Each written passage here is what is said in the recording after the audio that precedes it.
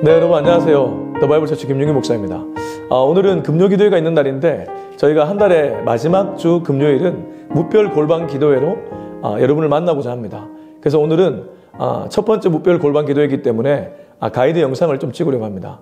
가정에서 기도를 하는 것이 쉽지 않을 수 있잖아요. 그러나 여러분, 사실 우리가 범사에 감사하라, 쉬지 말고 기도하라. 그 쉬지 말고 기도하려면 모든 장소가 기도의 장소가 되어야 될 점 있습니다. 뭐 차에서도 기도하고, 뭐 가정에서 내 방에서도 기도하고, 또 부부 침실 그 침대 밑에서도 기도하고, 만약 부모님이나 남편이나 배우자가 신앙생활을 하지 않는다면 보이지 않는 골방 한쪽에서 기도하면 된다는 것이죠. 오늘 기도하고 우리 말씀 나눴으면 좋겠습니다. 아버지 하나님, 무별 골방 기도입니다. 이 무별 골방 기도를 시작하면서 이 모든 영상을 보시는 분들이 가정에서나 어디서나 주님 앞에 기도를 드리는 그런 기도의 사람들이 다 되게 하여 주옵소서. 예수님의 이름으로 기도합니다. 아멘. 네, 오늘 말씀은 창세기 4장 4절부터 우리 8절까지 말씀 읽어보겠습니다. 창세기 4장 4절부터 8절까지입니다. 시작. 아벨은 자기도 양의 첫 새끼와 그 기름으로 드렸더니 여호와께서 아벨과 그의 제물은 받으셨으나 가인과 그의 제물은 받지 아니하신지라. 가인이 몹시 분하여 안색이 변하니 여호와께서 가인에게 이르시되 내가 분하여함은 어찌 됨이냐. 네가 선을 행하면 어찌 낯을 들지 못하겠느냐. 선을 행하지 아니하면 죄가 문에 엎드려져 있느니라. 죄가 너를 원하나 너는 죄를 다스릴지니라. 가인이 그의 아우 아벨에게 말하고 그들이 들에 있을 때에 가인이 그의 아우 아벨을 쳐 죽이니라. 여러분, 굉장한 비극입니다. 이 유명한 사건이죠. 창세기를 첫 번째 페이지를 펼치면 아주 기분 좋은 얘기가 나옵니다. 태초에 하나님이 천지를 만드신 사건이죠. 2장까지만 해도 괜찮습니다. 아담과 하와. 근데 3장에서부터 우리의 눈살이 이제 풀어지기 시작합니다. 죄가 들어오기 때문입니다. 창세기는 시작의 책이라고 알려져 있습니다. 모든 시작을 얘기합니다. 인류의 시작. 아니, 태초 우리가 전혀 상상할 수 없는 무에서 유가 만들어지는 그 시작을 얘기해주고 있습니다. 근데 안타깝게도 죄의 시작도 얘기하고 있다는 것이죠. 그래서 오늘 4장에 보면 형이 동생을 들에서 돌로 쳐 죽이는 정말 끔찍한 비극적인 사건이 일어났다는 것입니다. 간혹 우리가 뉴스를 보다 보면 이 형이 동생을 죽인 것과 같은 비극적인 사건들이 일어납니다. 이게 굉장히 깊은 뿌리를 갖고 있다는 것이죠. 사실 성경은 희극이 많은 것처럼 비춰지나 비극도 상당히 많이 있습니다.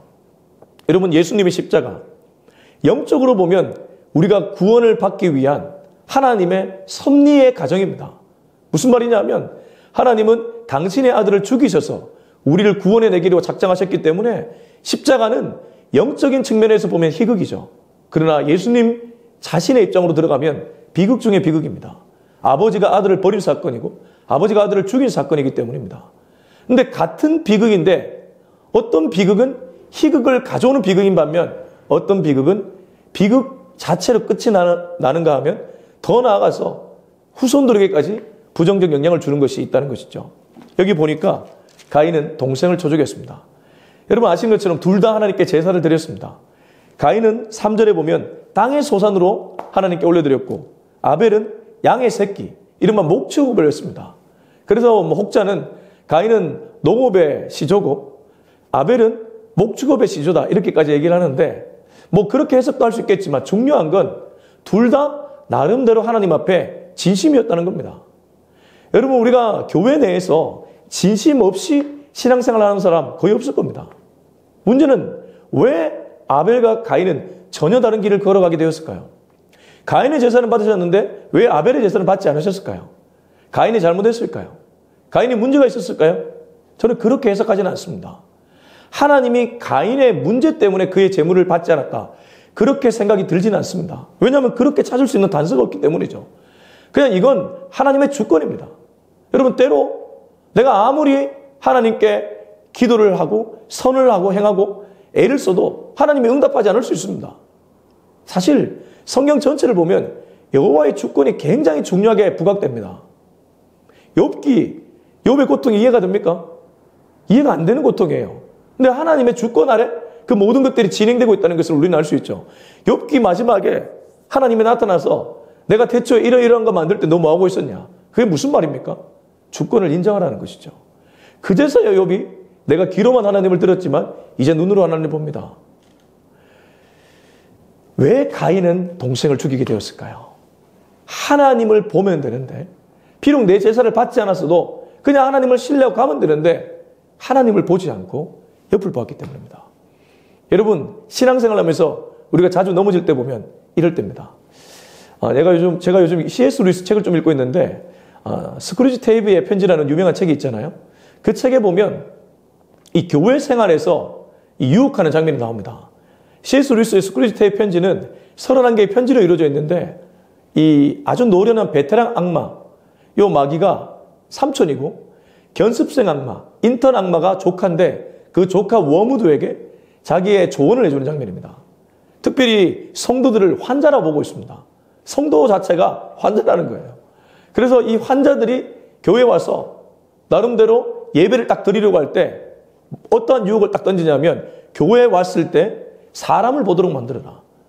쟤는 왜 저런 모자를 썼지? 세례식인데 왜 저런 짧은 치마를 입었지? 왜 저러지? 권사님은 왜 기도 시간에 저런 말을 하지?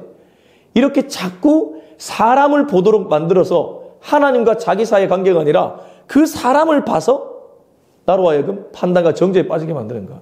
그게 사단 마귀가 쓰는 전략이라고 스크루지 테이프 편지 C.S. 루이스는 말하고 있습니다. 여러분, 가인이 빠진 것은 단순합니다.